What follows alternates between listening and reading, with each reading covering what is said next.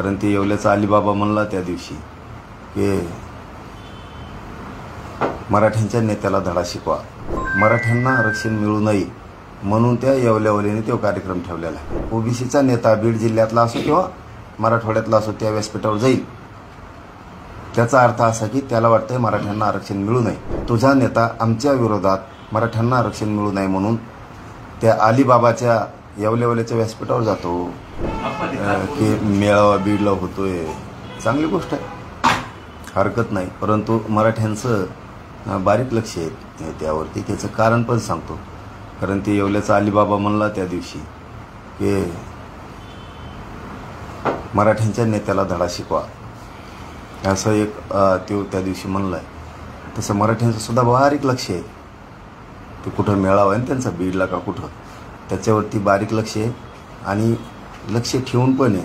आणि कधी मराठा विसरणार पण नाही की त्या व्यासपीठ असं आहे मराठ्यांना आरक्षण मिळू नये म्हणून त्या येवल्यावलीने तो कार्यक्रम ठेवलेला आहे. आणि मग कोणचा नेता जातोय तिथं ओबीसीचा, कारण हे आता येणाऱ्या निवडणुकीत मराठीसुद्धा लक्षात ठेवणार आहेत. कोणचा ओबीसीचा नेता तिथं जातोय? आहेत ना आता जिल्हा परिषद, पंचायत समित्या आहेत, महानगरपालिका आहेत. कारण तो मेळावा हा मराठ्यांना आरक्षण मिळू नये यासाठी आहे. परत आता हैदराबादचा JR काढला आहे, त्या JRच्या विरोधात, म्हणजे मराठ्यांचं वाटोळं व्हावं, मराठीचे लेकरबाळ मोठे होऊ नयेत म्हणून तो बीडचा मेळावा ठेवलेला आहे. आणि त्या मेळाव्याला ओबीसीचे नेते कोण कोण जाते त्याच्यावरती मराठ्यांचं बारीक लक्ष आहे. कारण पुढं आम्हाला लक्षात येईल की हा नेता आमच्या मतावर निवडून येतो, आता परत जिल्हा परिषद पंचायत समितीला येणार आहे, तो आमच्या विरोधात त्या मेळाव्याला जातो. मग बीडमधले नेते असो ओबीसीतले किंवा महाराष्ट्रातले असो, याच्यावरती बारीक मराठ्यांचं लक्ष आहे आणि ठेवणं आम्हाला गरजेचं आहे.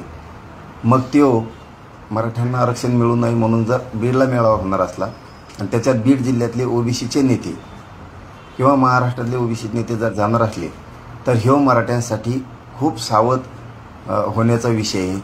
जो ओबीसीचा नेता बीड जिल्ह्यातला असो किंवा मराठवाड्यातला असो त्या व्यासपीठावर जाईल, त्याचा अर्थ असा की त्याला वाटतंय मराठ्यांना आरक्षण मिळू नये.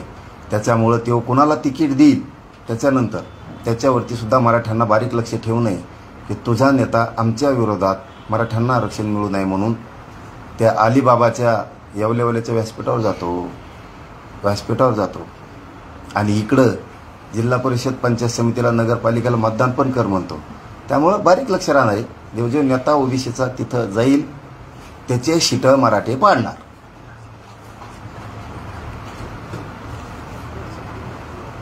पाठीला धमकीवाला इशाराच म्हणायचा त्यांनी नाही दिला का? मग त्या येवल्यावाल्यांनी नाही दिला का? मी आधी दिला का? तेव्हा म्हणलं का नाही, जे जे मराठा आरक्षणाला मराठ्याचे नेते साथ देते त्याला धडा शिकवा, अलीबाबा म्हणला येवल्याचा. मग आता उद्या बीडच्या मेळाव्यात त्यांच्या ओबीसीचे कोण कोण नेते जाते त्याच्यावर बारीक लक्ष, आमचं बारीक लक्ष आहे. आणि कधीच मराठी विसरणार नाहीत.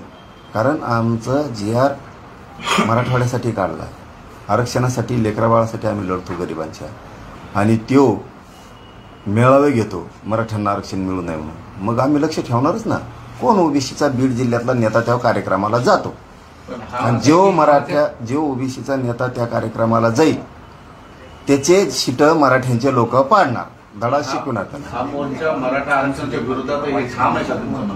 त्याचंच म्हणणं आहे, त्यांनीच घेतलाय. मग म्हणण्याचा काय संबंध आहे? तेव्हाच म्हणतोय.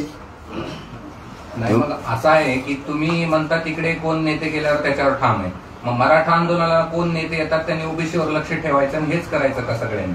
मग त्याला कळत नाही का? अक्कल नाही का त्याला? का शेण खातो ते अलीबाबा? त्याला कळत नाही का? तेव्हा म्हणला आधी का मी म्हणलो? तेव्हा म्हणला ना, जे मराठा आरक्षणाला नेते मराठ्याचे साथ देतील मला त्यांना धडा शिकवा. मग आता तुझ्या मेळाव्यात ओबीसीचे नेते कोण कोण जातात याच्यावर बी आम्ही लक्ष ठेवतो.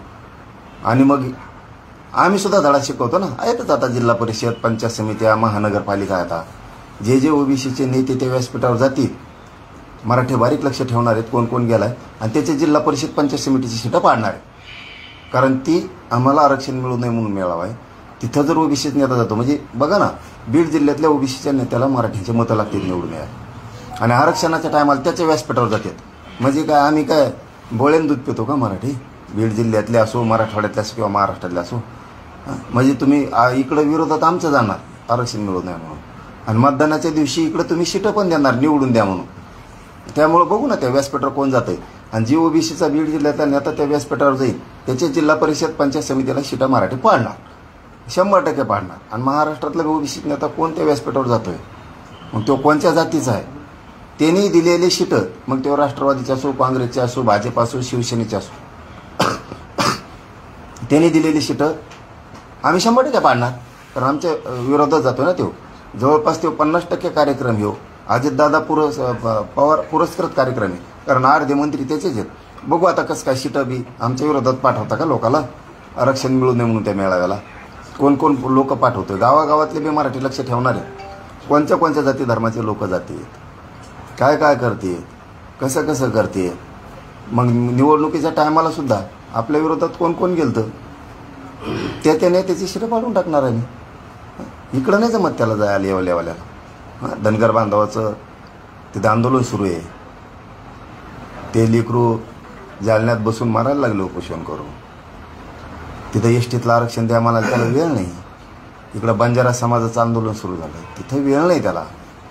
इकडं बरा जातो, फुकट जाती वापरून घेतो सगळ्या स्वार्थासाठी. बाकीच्याचं काही काम नाही असं आमचं म्हणणं आहे.